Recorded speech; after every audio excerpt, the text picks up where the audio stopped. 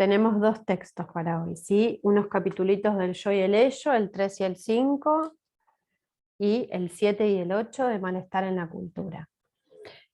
La resistencia del superyo se va a manifestar en la clínica como reacción terapéutica negativa. Y Freud va a decir que su fundamento está en un sentimiento inconsciente de culpa. Ahora vamos a desarrollar esto. Los dos textos que tenemos para hoy, más que nada, van a servir para conocer el origen del superyo y para ver de dónde sale qué es y de dónde sale este sentimiento inconsciente de culpa. Les voy a leer la definición del diccionario de psicoanálisis de la reacción terapéutica negativa, ¿sí? La leo despacito por si la quieren anotar.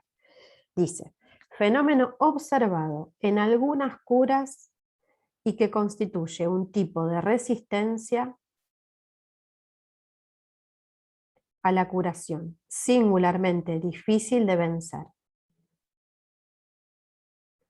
Cada vez que cabría esperar del progreso del análisis una mejoría, tiene lugar una agravación. Como si ciertos individuos prefirieran el sufrimiento a la curación. Freud atribuye este fenómeno a un sentimiento inconsciente de culpa inherente a ciertas estructuras masoquistas. ¿Sí? ¿Repito? ¿Sí? Fenómeno observado en algunas curas y que constituye un tipo de resistencia a la curación, singularmente difícil de vencer. Cada vez que cabría esperar del progreso del análisis una mejoría, tiene lugar una agravación, como si ciertos individuos prefirieran el sufrimiento a la curación. Freud atribuye este fenómeno a un sentimiento inconsciente de culpa inherente a ciertas estructuras masoquistas. Esto es lo que dice el diccionario de psicoanálisis, que no es muy distinto a lo que dice Freud en estos textos, y ahora lo vamos a leer. Entonces, Freud va a dar cuenta de que esta resistencia de las 5 que hemos visto, que algunas las vieron en teórico y otras ya las vimos acá, es la más difícil de trabajar. Es la más difícil de reducir. También quiero que quede claro que no es que ocurre todo el tiempo, ¿sí? Por eso dice fenómeno observado en algunas curas. No es común que ocurra. Se va a dar cuenta Freud que hay un factor moral implicado en este fenómeno que observa. Un sentimiento de culpa que encuentra satisfacción en la enfermedad y que no quiere ceder, renunciar al castigo de sufrir. Este sentimiento de culpa es inconsciente, dice Freud, es mudo. Es decir, el paciente no siente culpa, sino que se siente enfermo. Aclaro algo que lo dice también Freud en ese texto. Hablar de sentimiento inconsciente de culpa en realidad está mal, es una contradicción. Sí, los sentimientos no son inconscientes. En realidad lo que es inconsciente en todo caso es la representación que está adherida a ese sentimiento. Lo que pasa es que Freud habla de sentimiento inconsciente para dar cuenta de que el enfermo, de que la persona no siente esa culpa, ¿sí? No se siente culpable, por eso dice es un sentimiento de culpa mudo. La persona no se siente culpable, se siente enfermo.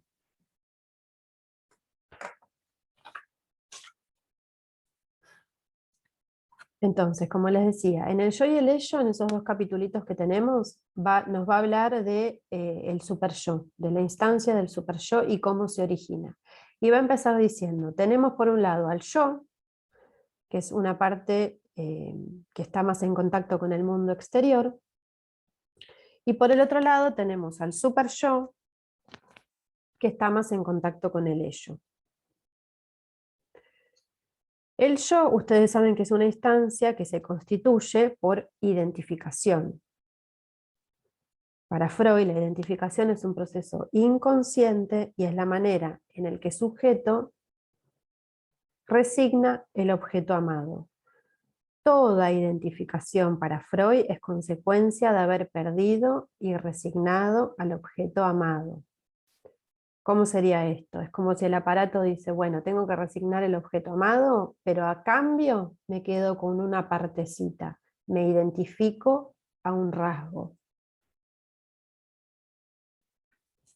Como consecuencia, va a decir Freud, vemos como una persona se identifica a otra en su manera de caminar, en un gusto por la música, en la forma de reírse, ¿sí? Pero es identificación a un rasgo parcial, distinto de lo que ocurre en la melancolía, en donde es masiva la identificación, ¿sí? Así se conforma el yo, dice Freud. Es como si sacáramos de una cebolla capita por capita, podemos ver toda la historia amorosa de esa persona, que está relacionada con todos estos objetos amados y perdidos o resignados. ¿Qué tiene que ver esto con el superyo? Que el superyo también se conforma por identificación. Específicamente por identificación a los progenitores, ¿sí? A las figuras del Edipo. Una vez que se resigna tanto lo erótico como lo agresivo con las figuras parentales, esta identificación supone una desexualización. Esta desexualización implica una desmezcla. Disculpa, Daniela, ¿cómo dijiste Sí, al principio? lo del superyo, que el superyo también se configura por identificación, pero en este caso con las figuras edípicas, con los progenitores. Y una vez que se resigna tanto lo erótico como lo agresivo, ¿sí? Porque en el complejo de Edipo, ¿qué pasa? Con el sepultamiento del complejo de Edipo, ¿qué pasa? Uno tiene que resignar tanto el amor como el odio a las figuras parentales, ¿sí? Me tengo que olvidar que me quiero casar con un padre y quiero matar al otro, ¿sí? Eso se resigna. Cuando eso se resigna, dice Freud, hay una desexualización. Esa desexualización implica una desmezcla.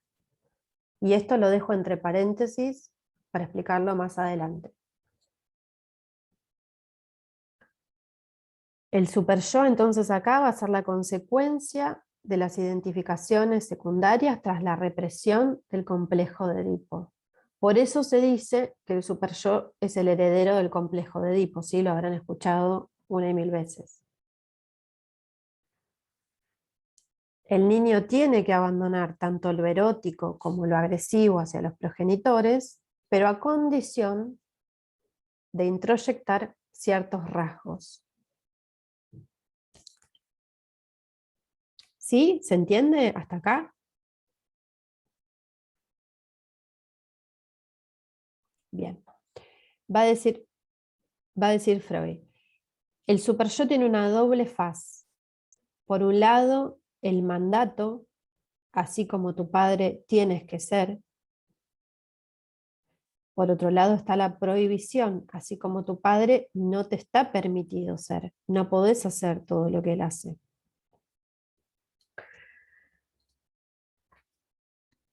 Va a decir en la página 49, hablando del superyo, es el monumento recordatorio de la endeblez y dependencia en el que el yo se encontró en el pasado y mantiene su imperio aún sobre el yo maduro. Así como el niño estaba compelido a obedecer a sus progenitores, de la misma manera el yo se somete al imperativo categórico del superyo.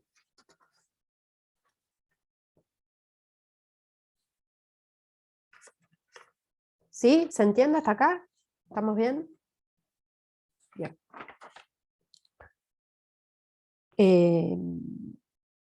Va a decir en este mismo texto que con el paso de los años y de la experiencia que él va recogiendo en la clínica, se va a dar cuenta que la gravedad de una neurosis está relacionada con la severidad del superyo.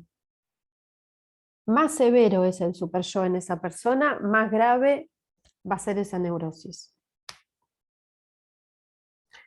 Dice Freud, el superyo se vuelve cada vez más una instancia ligada a la pulsión de muerte,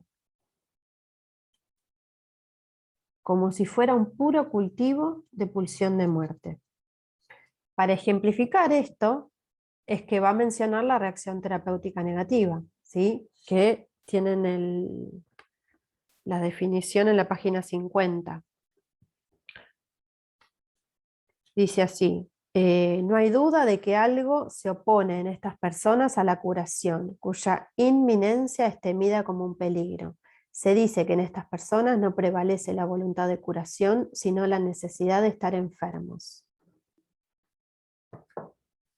¿Qué es la reacción terapéutica negativa hablando clínicamente?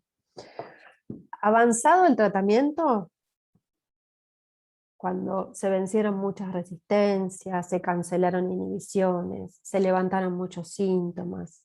Cuando ha avanzado realmente el tratamiento y uno espera una mejoría, súbita y repentinamente el paciente se declara enfermo y sin cura. Hay un empeoramiento allí donde se esperaba una mejoría. ¿Sí? ¿Por qué? Porque el tratamiento había avanzado a tal punto que uno quizás podía pensar en un fin de análisis, ¿sí? Y de repente y súbitamente hay un empeoramiento. Esto lo aclaro para diferenciarlo. ¿Se acuerdan cuando en las primeras clases hablábamos de que cuando uno se está acercando a ese nudo conflictivo en general hay un empeoramiento? Pero eso es al principio del tratamiento. Este empeoramiento es distinto, este empeoramiento aparece avanzadísimo el tratamiento, cuando hubo muchos avances con ese paciente y uno realmente espera una mejoría y de repente y súbitamente de la nada el paciente dice: yo me siento enfermo, yo no tengo cura, y hasta amenaza con abandonar el tratamiento. ¿Sí? La cura misma, dice Freud, es vista como un peligro para estas personas. ¿Por qué?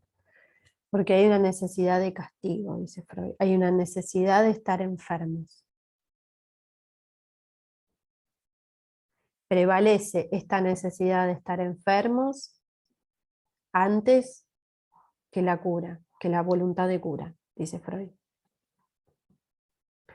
Para hablar de esta reacción terapéutica negativa, Freud va a descartar que sea una transferencia hostil, ¿sí? Porque puede ser, dice, no es una reacción negativa con sentimientos hostiles hacia el analista. No es esto, es otra cosa.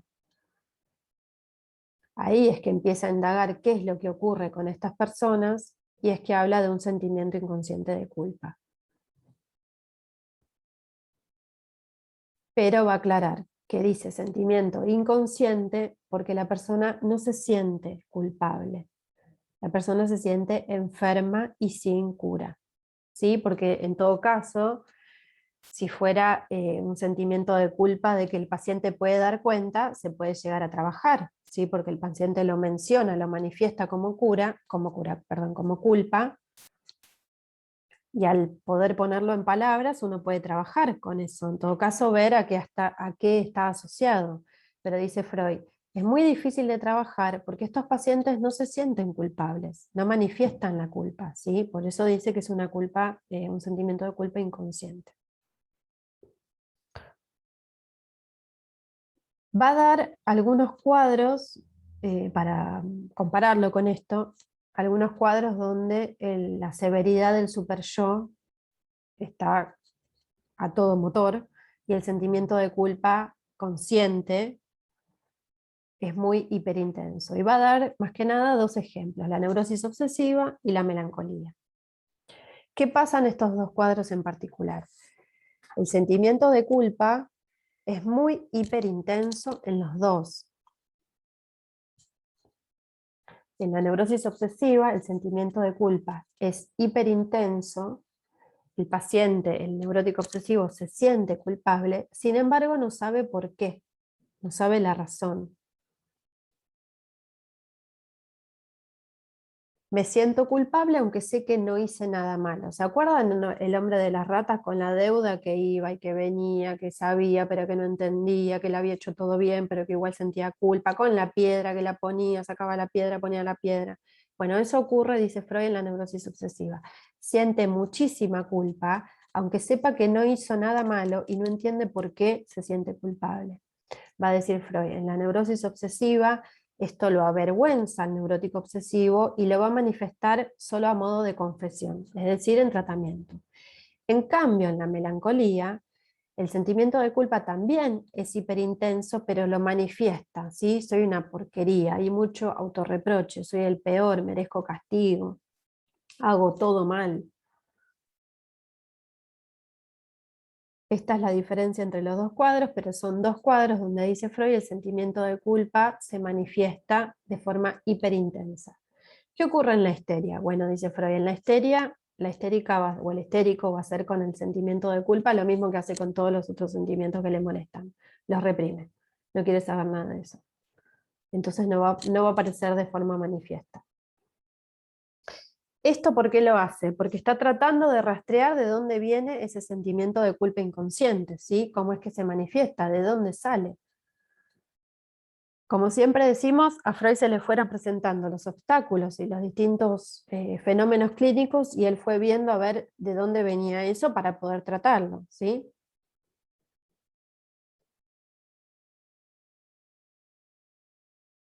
Entonces, como el sentimiento de culpa, ¿qué es? Es la tensión, ahora lo vamos a desarrollar porque lo desarrolla más en Malestar en la Cultura, pero el sentimiento de culpa nace de la tensión entre el superyo y el yo. Es esa tensión que hay entre las aspiraciones del yo, lo que el yo querría hacer, y los mandatos y las prohibiciones del superyo. De ahí nace el sentimiento de culpa. Por eso va a decir que la gravedad de una neurosis va a depender de la severidad del superyo. Profe, Sí. una pregunta. ¿De ahí nace Sí. el sentimiento de culpa o el sentimiento de culpa inconsciente? El sentimiento de culpa. Todos. Gracias. De nada. Entonces, tratando de rastrear de dónde viene la severidad del superyo, es que va a pensar en las pulsiones de muerte. Las pulsiones de muerte, dice, tiene varios destinos, dice Freud en este texto. O se manifiestan de distintas maneras. Menciona 3 caminos. Dice, en parte se tornan inofensivas porque se mezclan con componentes eróticos. En parte se desvían hacia afuera como agresión, pero en gran parte prosiguen su trabajo interior. ¿Qué quiere decir esto? Lo que no va hacia afuera vuelve hacia el propio yo. Entonces va a decir Freud, cuanto más limita la persona esa agresión hacia afuera, tanto más severo va a ser el superyo con el yo. Eso que se guarda, esa agresión que no sale hacia afuera y vuelve al propio yo, es lo que carga al superyo de pulsión de muerte. Es como un desplazamiento, como una vuelta hacia el propio yo. ¿Se entiende hasta acá? ¿Vamos bien? ¿Sí? Bueno, queda un Perdón. minuto. Sí, Franco, Entonces, sí. digamos, la parte de la pulsión de muerte que vuelve hacia el propio yo es lo que ocasiona el sentimiento de culpa. No. El sentimiento de Me perdí. culpa siempre es la tensión entre el yo y el superyo, entre las aspiraciones del yo, entre lo que el yo quisiera hacer y los mandatos y las prohibiciones del superyo. Esa tensión es lo que va a dar el sentimiento de culpa. Cuanto más distancia hay entre las aspiraciones del yo y el superyo y las prohibiciones y el mandato del superyo, mayor va a ser la culpa que se siente, el sentimiento de culpa. Eso por un lado. Bien. Por otro lado, lo que va a decir Freud de las pulsiones de muerte es que tienen estos 3 caminos. Se va a cortar, chicos, podemos cortar y en 5 minutitos y media nos volvemos a conectar. Dale. Bien.